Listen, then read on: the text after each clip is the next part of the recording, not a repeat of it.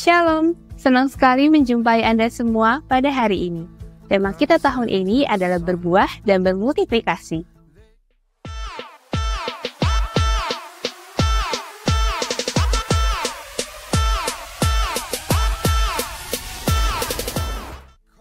Berikut beberapa informasi dalam minggu ini.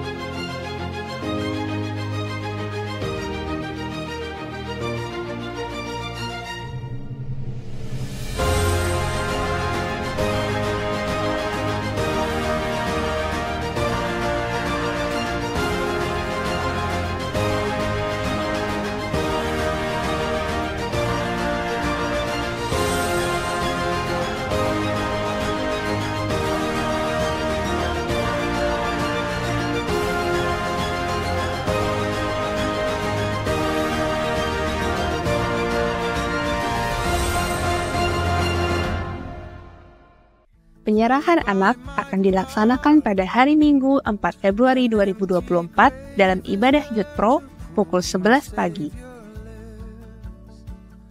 Pendaftaran di Sekretariat Gereja. Bagi Bapak, Ibu, Saudara-saudari yang rindu melayani sesuai dengan talenta atau potensi yang sudah Tuhan berikan, kami mengajak untuk terlibat bersama-sama dalam melayani, baik sebagai worship leader, singer, pemain musik, multimedia, dan soundman. Bagi yang rindu, bisa menghubungi Departemen Profetik dengan Saudari Tasya. Camp Pembinaan Wanita Bijak Single, Prakem tanggal 8 April, Camp tanggal 10 sampai 11 April, Wisuda 12 April, lokasi di GKII Immanuel Denpasar.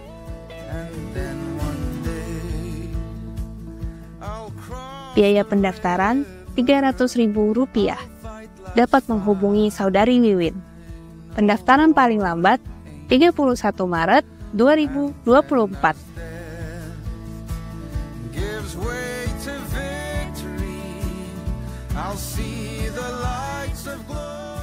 Jemaat dapat memberikan persembahan persepuluhan dan pelayanan ke rekening BCA atas nama Beta Sandi Tenggara, dana misi ke BCA atas nama Doni Freddy, dan persembahan misi ke BNI atau dapat melalui QR Code berikut ini. Jemaat juga dapat memberikan persembahan melalui kotak yang telah disediakan. Demikianlah Awareness Update minggu ini. Happy weekend, Tuhan Yesus memberkati.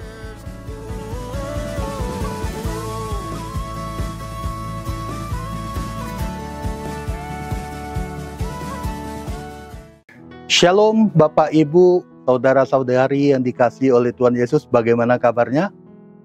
Saya percaya di tahun yang baru kita semua memiliki resolusi yang baru, semangat yang baru, kekuatan yang baru. Tanpa terasa kita sudah memasuki minggu terakhir di bulan Januari ini. Nah, tahun 2024 para penatua dan pemimpin mereka mengusung tema berbuah dan bermultiplikasi. Nah, tema ini Kak Doni di minggu pertama mengatakan bahwa tanpa sengaja ternyata terjadi satu benang merah dari permulaan COVID. Di tahun 2021 kita memulai tema dengan permulaan yang baru. Kemudian tahun 2022 tema kita adalah hidup di dalam budaya kerajaan Allah. Dan di tahun 2023, tahun kemarin, kita mengambil tema yaitu semakin kuat dan semakin berdampak. Dan di tahun 2024 ini, tema kita adalah berbuah dan bermultiplikasi. Kak Doni mengingatkan dari Kejadian 1 ayat 28, yaitu Tuhan memberi perintah kepada manusia, yaitu beranak cucu dan bertambah banyak penuhi bumi. Dan di bahasa Inggris, diartikan dengan be fruitful and multiply, itu adalah berbuah dan bermultiplikasi. Kemudian di minggu kedua, Pak Petrus mengingatkan setiap kita dari Mazmur 23, yaitu Tuhan adalah gembala yang baik. Bagaimana Daud, dia menjadikan Tuhan gembalanya yang baik. Dia yang hanya adalah seorang yang masih muda dan seorang gembala domba yang tidak seberapa banyak, tapi Tuhan mampu menjadikan dia menjadi raja atas Israel, menggantikan Saul. Dan saya percaya setiap kita ada rencana Tuhan yang besar dalam kehidupan setiap kita. Saya percaya setiap kita diciptakan memiliki spesifikasi, memiliki keunikan, memiliki fungsi tugas kita masing-masing, sehingga kita dapat mengambil bagian di dalam kerajaan Allah. Di minggu ketiga, minggu kemarin, Kak Beta mengingatkan tentang penabur. Bagaimana benih yang ditabur di pinggir jalan, itu berbicara dengan benih yang tidak ditanam. Benih itu akan dimakan oleh burung, akan hilang dan tidak akan bertumbuh. Terus perumpamaan kedua yaitu benih yang ditabur di tanah yang berbatu.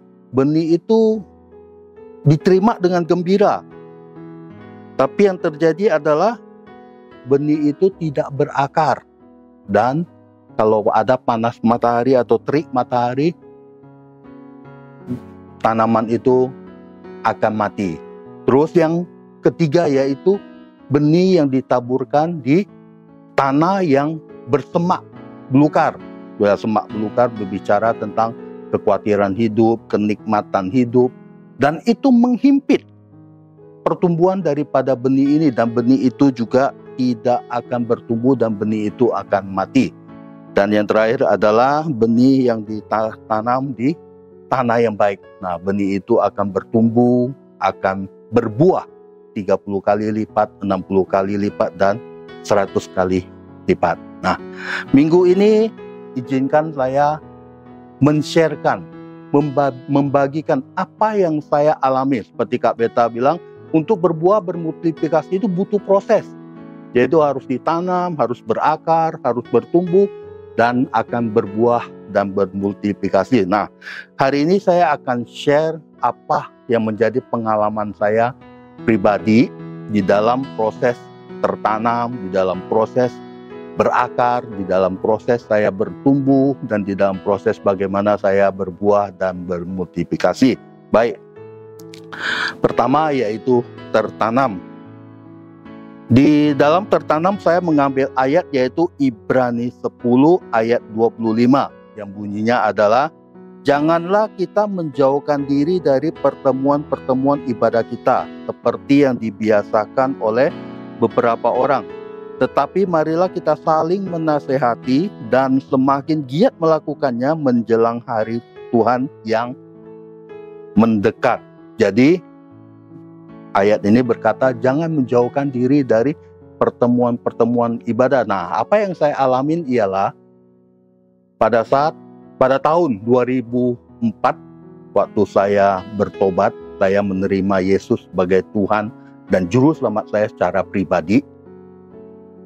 Sehabis saya kena serangan stroke, saya keluar dari rumah sakit, saya di kos, dan waktu itu Kak Beta dan Chris Pangindai ke kos dan menantang saya untuk terima Tuhan Yesus. Dan saya menerima, pada saat itu saya berdoa dan saya terima Tuhan Yesus sebagai Tuhan dan juru selamat saya secara pribadi. Dan setelah itu saya dijemput oleh Eka, saya masih ingat Eka Putra menjemput saya untuk ikut komsel. Nah, ibaratnya waktu itu ya seperti kebo yang udah dicolok hidungnya, pokoknya disuruh ke kiri ya ke kiri, ke kanan ya ke kanan gitu.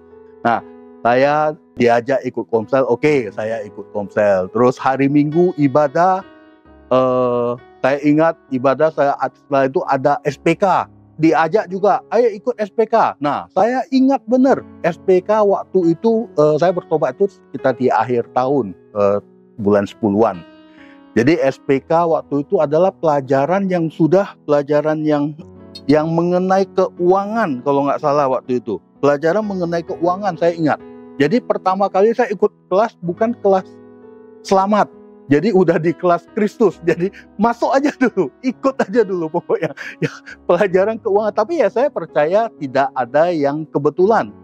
Kenapa saya cerita, saya bilang tidak ada yang kebetulan, nanti saya akan ceritakan di proses bagaimana saya bertumbuh di dalam karakter, bertumbuh di dalam pola pikir ya. Yang terjadi adalah itu bulan 10, pas di bulan 11 mama saya sakit. Nah bulan 11 itu mama sakit, masuk rumah sakit. Jadi waktu itu kan saya cuma 2 bersaudara. Jadi kalau adik saya sudah menikah, ada di Singapura, saya di Bali. Posisi mama sendiri. Jadi pilihannya adalah saya akan pulang atau mungkin adik saya akan mengajak mama ke Singapura. Jadi ya saya bergumul waktu itu. Saya bertobat bulan 11, bulan 10, bulan 11 mama masuk rumah sakit.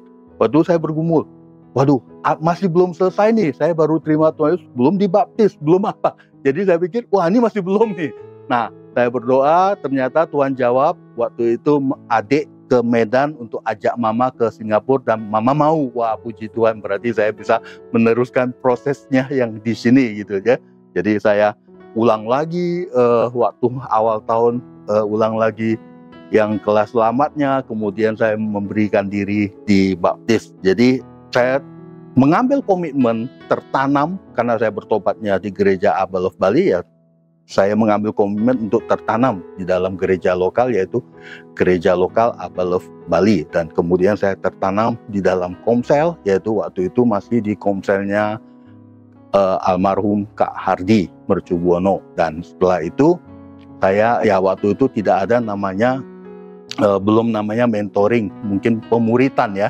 Jadi saya dimuridkan oleh Kak Hardi sendiri. Jadi saya dimuridkan. Terus setelah tertanam di dalam komsel ya, dalam proses saya bertumbuh. Nantinya saya akan cerita bagaimana bertumbuh di dalam pelayanan, bertumbuh di dalam kerohanian. Dan satu hal mungkin yang saya akan ceritakan adalah waktu itu juga kita ada doa 247. Doa 247 saya disuruh, oh ikut doa 247. Ya udah ikut aja. Padahal saya tidak ngerti berdoa. Jadi saya ikut aja. Kalau nggak salah waktu itu saya sama, lupa saya siapa namanya. Saya ikut berdua, kita berdoa. Cuman saya bilang, saya nggak ngerti doa. Kamu doa aja, aku aminkan. Jadi pokoknya ikut aja. Nah, jadi proses yang terjadi adalah ya udah saya setia, saya ikut, saya mau diri saya tertanam di dalam komunitas, tertanam di dalam ibadah, tertanam di dalam komsel. Jadi saya ini adalah seorang yang saya merantau di Bali. Nggak punya siapa-siapa, nggak ada saudara. Teman saya yang dulu sebelum saya bertobat, saya hidup di dunia judi. 1,5 tahun saya hidup dari judi. Jadi teman-teman saya yang lain adalah ya banyak kan teman-teman sesama pejudi. Jadi waktu saya bertobat ya saya meninggalkan lingkungan pergaulan saya yang dulu dan saya memberikan diri, saya tertanam, saya masuk ke dalam lingkungan yang baru, di dalam komunitas yang baru, yaitu lingkungan gereja. Dan saya menjadikan teman-teman, saudara-saudara di gereja itu menjadi saudara-saudara saya. Jadi secara ini saya menjadikan teman-teman yang ada ini menjadi saudara seimannya saya, bahkan pengganti daripada keluarga saya yang ada di Bali sini ya. Nah itu adalah bagaimana saya tertanam di dalam gereja lokal Abba Love Bali, tertanam di dalam komsel, tertanam di dalam pemuritan, bahkan kalau nanti di spiritual journey adalah dari SPK saya mengikuti yang namanya ESC, dari ESC, dan bagaimana saya mengikuti LBC. Nah itu proses yang terjadi dalam kehidupan saya. Nah yang kedua, berakar yang saya alamin adalah setelah saya menerima Yesus sebagai Tuhan dan Juru Selamat, saya setiap hari saya membaca Alkitab. Jadi dulu waktu sebelum ada 4M ya kita baca, saya baca dari Perjanjian Baru. Jadi Perjanjian Baru dari Matius sampai Wahyu udah saya baca, tapi masuk di Perjanjian Lama, nah biasanya agak masalah nih kalau di Bilangan, di Tawarik, ya itu agak susah ya mencernanya. Jadi biasanya saya lompat-lompat ya, mungkin saya nanti baca Ayub, nanti saya baca Kejadian, Keluaran, terus saya baca di Yesaya, baca di Ayub. Jadi pindah-pindah, jadi tidak yang konsisten sampai selesai perjanjian lama. Nah, itu yang terjadi. Habis itu saya ingat kita diajarin oleh Kak Edi tentang 4M. Ya, masih ingat ya 4M ya? Ya, bagaimana kita menerima, bagaimana kita merenungkan, bagaimana kita melakukan, dan bagaimana kita membagikan firman Tuhan itu. Jadi ada bahan-bahan saat teduh yang kita renungkan, ada pertanyaan-pertanyaan yang kita renungkan, dan bagaimana mengaplikasikannya dalam kehidupan kita. Bahkan kita share ke teman-teman komsel, kita share ke orang-orang apa yang kita dapatkan. Nah, itu tentang 4M. Dan saya habis 4M itu ada namanya Touching Heaven, Changing Life, Touching Heaven, Changing Community, hampir sama. Jadi ada firman Tuhan yang kita baca setiap hari, ada pertanyaan, ada yang harus kita jawab. Dan waktu itu saya ada jurnalnya, saya membuat catatan saat teduh apa yang saya dapat, ayat ini, tanggal sekian, dan itu ada bukunya sampai sekarang juga masih ada. Nah, itu waktu masih memakai buku dan tulisan. Nah, setelah masuk sekarang masa pandemi ini juga, terus kebanyakan sekarang saya baca firmannya melalui HP ya. Jadi komitmen yang saya ambil untuk berakar yaitu setiap pagi, bangun pagi, HP ini sebelum saya membuka yang lain, saya pastikan saya baca firman dulu. Jadi itu komitmen, karena saya baca firmannya dari HP. Jadi bangun pagi, waktu saya pegang HP, sebelum saya buka yang lain, sebelum apa, pasti saya membaca firman terlebih dahulu. Nah, ini komitmen saya bagaimana saya berakar. Nah, ayat yang saya jadikan untuk ayat berakar yaitu di Mazmur 1 ayat 3. Ya, saya bacakan, ia seperti pohon yang ditanam di tepi aliran air, yang menghasilkan buahnya pada musimnya, dan yang tidak layu daunnya, apa saja yang diperbuatnya berhasil. Nah, mungkin banyak orang yang mengambil bagian terakhir dari Mazmur 1 ayat 3, yaitu apa saja yang dibuatnya berhasil. Benar. Tapi ada bagian sebelumnya, yaitu di ayat 1-2 yang mencerita bagaimana kesukaannya adalah Taurat Tuhan, yang merenungkan Taurat itu siang dan malam, dan dia bagaikan pohon yang ditanam di tepi aliran air. Jadi fungsi akar adalah bagaimana kita mencari sumber kehidupan. Jadi akar itu dia akan bertumbuh ke bawah. Dan minggu lalu Kak Beta juga menjelaskan bagaimana pohon korma bertumbuh, dia harus dihimpit sehingga dia menumbuhkan akarnya ke bawah dulu. Dia ditanamnya di padang gurun yang tidak ada air. Jadi mau nggak mau dia harus tumbuh terus ke bawah sampai dia menemukan sumber air atau sumber kehidupan yang membuat benihnya nanti baru bertumbuh ke atas. Nah, jadi akar di sini ada bagaimana kita menyerap sumber kehidupan kita. Bukankah sumber kehidupan kita adalah Allah sendiri, dan Allah itu adalah firman sesuai dengan Yohanes 1 ayat 1. Nah, bagaimana kita ketemu dengan Allah? Bagaimana kita bisa mendapatkan sumber kehidupan itu kalau kita tidak setiap hari menerima firman? Jadi firman itu ya kita ambil, belum nanti kita renungkan.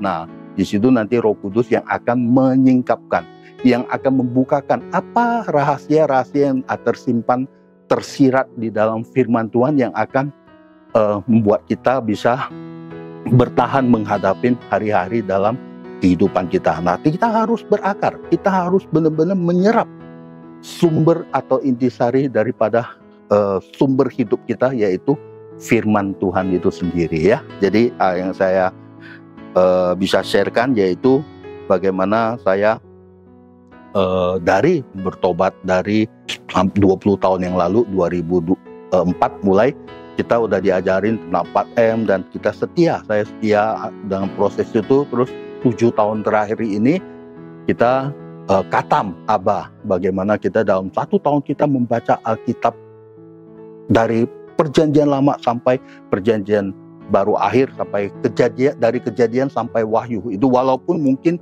pindah-pindah ya kitabnya, ayat, tapi kalau kita ikutin prosesnya dalam 1 tahun kita akan membaca habis semua Alkitab itu. Nah, saya bersyukur kita udah 7 kali. Jadi ya kalau kita dia mengikuti proses itu, berarti kita sudah 7 kali katam, 7 kali kita membaca Alkitab dari perjanjian sampai kepada Wahyu. Saya percaya kalau kita setia lakukan, pasti kita akan kuat, pasti kita akan bertumbuh, bahkan pasti kita akan berbuah, ya. Nah, itu yang saya alami dalam proses berakar. Terus dalam proses berbuah. Nah, berbuah ini yang mungkin saya ceritakan adalah bagaimana buah perubahan karakter saya, ya. Jadi atau pembaharuan pola pikir. Saya dibesarkan di keluarga yang menjadikan uang itu yang terutama. Jadi segala sesuatu pasti dikaitkan dengan uang. Mau kerjalah itu semua dikaitkan dengan uang. Jadi uang itu sepertinya yang paling utama, yang harus kita cari, yang harus kita kejar. Saya masih ingat waktu saya merantau, mama saya pernah ngomong kepada saya begini, kamu nggak pulang nggak apa-apa, yang penting kiriman lancar. jadi saya udah kebangun dengan pola pikir yang begitu. Saya dibesarkan dengan pola pikir yang begitu. Nah, ya itu yang membuat saya juga bagaimana terakhir sebelum saya bertobat, ya saya hidup dari judi. Yang penting saya bisa menghasilkan uang. Nah, itu yang saya dapatkan sebelum saya mengerti kebenaran. Dalam bertumbuh ini, saya bertumbuh di dalam pola pikir yang salah. Setelah saya mengikut Tuhan Yesus, saya menerima benih firman, dan tidak kebetulan hari pertama saya ikut SPK, yang diajarkan adalah tentang keuangan, bagaimana kita setia menerima, bagaimana kita setia mengelola, dan bagaimana kita setia dalam memberi. Jadi jadikan uang itu hamba, bukan tuan atas hidup kita. Nah, untuk itu saya berubah pola pikir saya tentang uang, dan saya menjadikan Tuhan yang nomor satu. Dan saya percaya waktu saya mau bertobat juga, saya diingatkan dengan firman yang buat apa kamu mendapatkan seluruh dunia kalau kamu kehilangan atau merugikan jiwamu. Cari dulu kerajaan Allah, maka semuanya akan ditambahkan kepadamu, ya. Jadi saya diingatkan itu, saya bertobat. Jadi saya mengalami perubahan pola pikir dari yang dulu uangnya nomor satu menjadi Tuhan. Nah, firman Tuhan yang saya ambil untuk bertumbuh ini yaitu di Efesus 4 ayat 13 sampai 15. Saya bacakan untuk kita semua. Sampai kita semua telah mencapai kesatuan iman dan pengetahuan yang benar tentang anak Allah, kedewasaan penuh, dan tingkat pertumbuhan yang sesuai dengan kepenuhan Kristus. Sehingga kita bukan lagi anak-anak yang diombang-ambingkan oleh rupa-rupa angin pengajaran, oleh permainan palsu manusia dalam kelicikan mereka yang menyesatkan. Tetapi dengan teguh berpegang kepada kebenaran di dalam kasih, kita bertumbuh dalam segala hal ke arah Dia, Kristus, yang adalah kepala. Jadi bertumbuh itu yaitu bertumpu menjadi serupa dengan Kristus. Saya yakin setiap kita belum sempurna. Saya belum sempurna. Setiap kita masih belum sempurna, ya. Jadi kita dalam proses bertumbuh. Bertumbuh sampai apa? Bertumbuh sampai menjadi serupa dengan Kristus. Serupa dengan Kristus berarti serupa dengan karakternya, serupa dengan kasihnya, serupa dengan cara berpikir, pola pikirnya, serupa dengan Kristus yang adalah Allah sendiri. Ya, jadi perubahannya terjadi mulai pertama dengan di hati kita dulu. Kita terima benih firman, kita terima Tuhan, terus kita berubah pola pikir kita, ya, seperti yang saya ngalamin, ya, saya berubah, bertumbuh di dalam pola pikir yang dulunya menjadikan uang itu nomor satu segala-galanya, menjadi pola pikir yang menjadikan Tuhan itu nomor satu. Nah, kemudian dengan bertumbuh pola pikir begitu berarti tujuan hidup semuanya akan berubah. Jadi waktu yang masih Tuhan sediakan atau waktu yang masih Tuhan percayakan kepada kita bukan untuk hal-hal yang duniawi lagi, tapi bagaimana kita menghidupi apa yang Tuhan mau. Seperti kalau kita bilang kita tertanam di dalam gereja lokal Abalov Bali ini, berarti yang kita hidupi adalah visi misi daripada gereja Abba Love Bali ini, yaitu setiap kita menjadi murid Kristus. Setiap kita tertanam atau hidup di dalam komunitas sejati, dan setiap kita melakukan atau memancarkan gerakan kasih Bapa surgawi, dan setiap kita menghadirkan kerajaan Allah dalam setiap bidang kehidupan kita. Berarti yang di keluarga, di tempat kita bekerja, bahkan di tengah-tengah mungkin pergaulan kita, di mana mungkin kita punya hobi tertentu, yang kita punya komunitas, ya kita menghadirkan kerajaan Allah. Representatif daripada Allah itu ada dalam diri kita. Jadi orang akan melihat bagaimana Kristus itu hidup melalui kehidupan kita. Itulah visi misi kita, itulah apa yang menjadi tujuan ya, dan kita menghidupi budaya kita, budaya Abba Love Bali, dan budaya Abba Love secara keseluruhan, yaitu menjadi seorang hamba dalam kasih Kristus ya. Itu proses kita bertumbuh ya, bertumbuh di dalam pola pikir, bertumbuh di dalam apa, buah-buahnya apalagi bertumbuhnya, bertumbuh di dalam bisa bertumbuh di dalam pelayanan. Nah itu juga dalam proses bertumbuh kita juga pasti menghasilkan buah ya, bertumbuh di dalam pelayanan.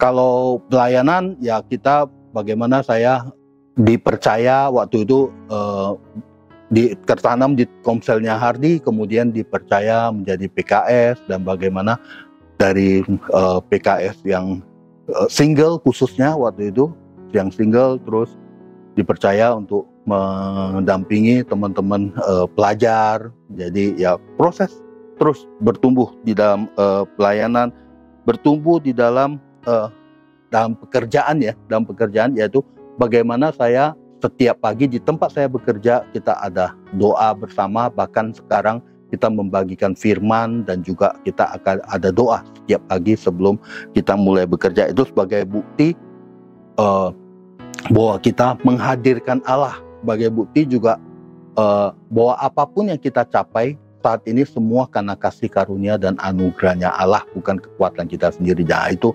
mengingatkan kita kembali untuk bertumbuh di dalam pengenalan akan Allah, bertumbuh di dalam bagaimana kita menghadirkan Allah dalam kehidupan kita sehari. Karakter saya ini asalnya dari Medan, jadi biasanya ceplas-ceplos kalau kata orang ya. Jadi kalau tidak senang biasanya ya langsung akan mengutarakannya, dan kadang-kadang omongannya tidak tersaring. Nah, mungkin saat ini juga kesempatan ini juga saya pakai untuk saya memohon maaf. Mungkin ada teman-teman yang pernah terasa tersakiti oleh omongan saya akan minta maaf, karena ya dulu saya ya udah kebiasaan ya hidup di Medan itu ya, tidak senang saya kalau marah ya langsung marah gitu ya, tidak senang ya langsung saya akan mengungkapkan dengan tidak senang. Jadi saya nggak bisa berubah, kayak misalnya tidak senang pura-pura senang, nggak bisa gitu. Jadi nggak senang ya nggak senang gitu.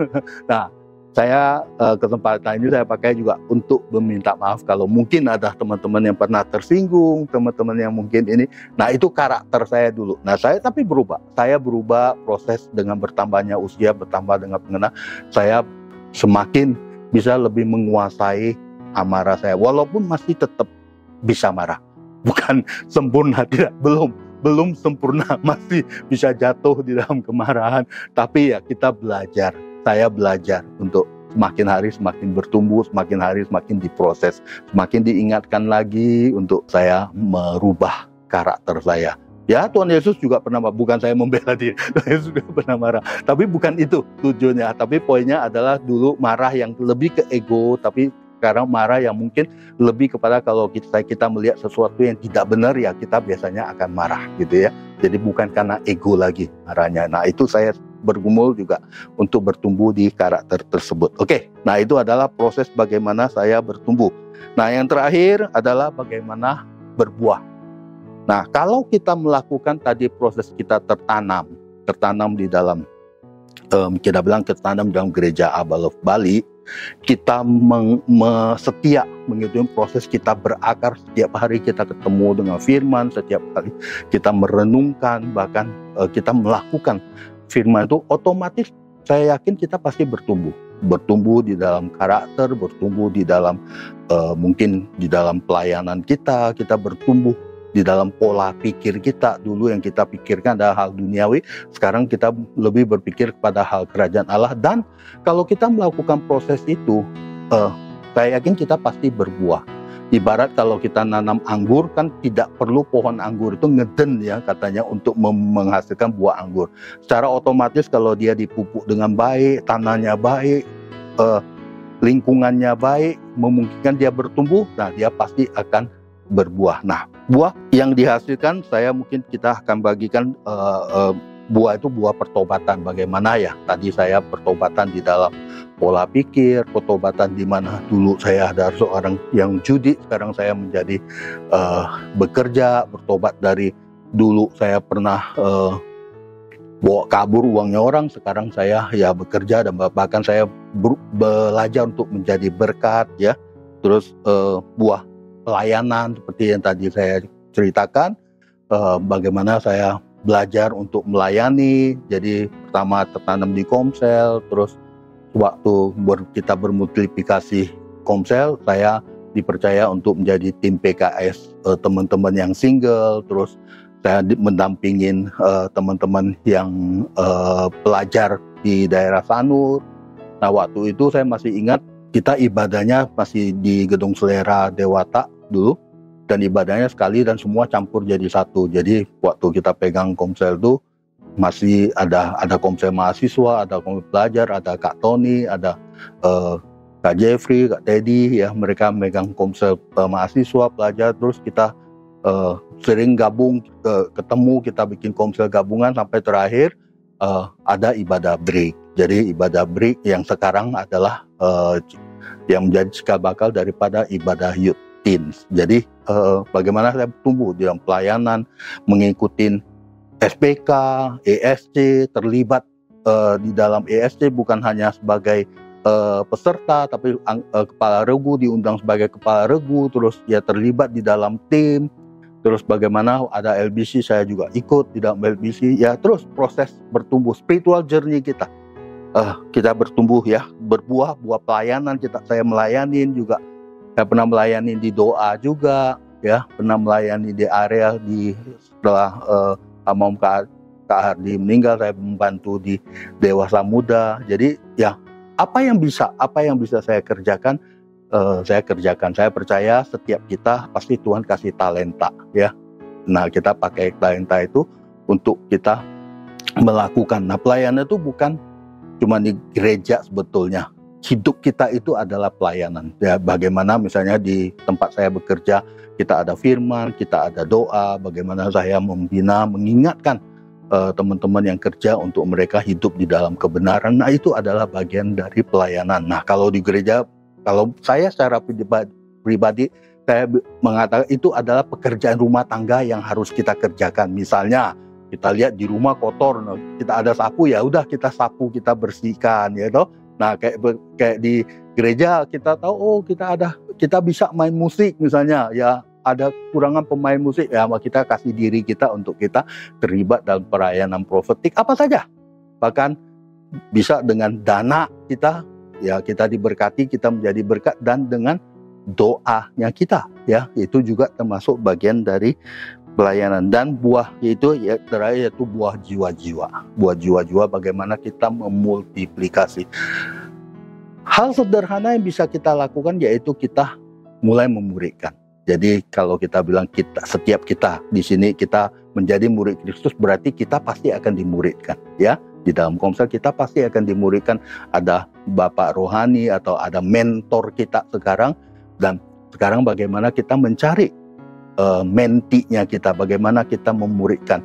Ada peer mungkin, ya teman-teman setingkat yang akan kita sharing, yang akan kita berbagi, terus kita harus memuridkan. Nah itu hal yang paling sederhana. Ya kita bisa temukan di Komsel ibu-ibu rumah tangga bisa mementor ibu-ibu rumah tangga yang lain, ya. Jadi itu juga proses daripada berbuah. Intinya adalah bagaimana kita melipat gandakan gaya hidup kerajaan Allah itu di dalam kehidupan kita sehari-hari. Baik itu di dalam rumah tangga, baik itu di dalam pekerjaan, baik itu di pergaulan kita. Apapun itu. Jadi ibu-ibu rumah tangga juga bisa, ya kan, sambil masak bareng atau apa, ya membagikan tentang bagaimana hidup dalam kerajaan, bagaimana hidup berdasarkan firman, bagaimana kita tertanam di dalam suatu gereja lokal, bagaimana kita berakar atas firman, bagaimana kita menjadikan Allah menjadi raja atas hidup kita. Dia yang memerintah, dia yang mengatur, dan dia yang berdaulat atas seluruh kehidupan kita. Nah, itulah kita sudah berbuah dan bermultiplikasi. Oke? Baik. Nah, ini sekian dari hari, mungkin ini yang bisa saya sampaikan untuk hari ini. Untuk berbuah dan multiplikasi, satu ayat terakhir, yaitu di Yohanes 15 ayat 16. Dibilang berbunyi adalah, bukan kamu yang memilih aku, tetapi akulah yang memilih kamu. Dan aku telah menetapkan kamu supaya kamu pergi dan menghasilkan buah. Dan buahmu itu tetap. Supaya apa yang kamu minta kepada Bapa dalam namaku, diberikannya kepadamu. Jadi bukan kita yang memilih Tuhan Yesus, tapi Tuhan Yesus yang memilih kita. Dalam hidup saya, Dia yang memilih saya. Dia yang telah mengasihi saya sehingga saya bisa menjadikan Dia Tuhan dan Juru Selamat dalam kehidupan saya. Saya bisa hidup di dalam kerajaan Allah, bahkan hidup saya berguna untuk kerajaan Allah. Terima kasih. Tuhan Yesus memberkati setiap kita. Amin.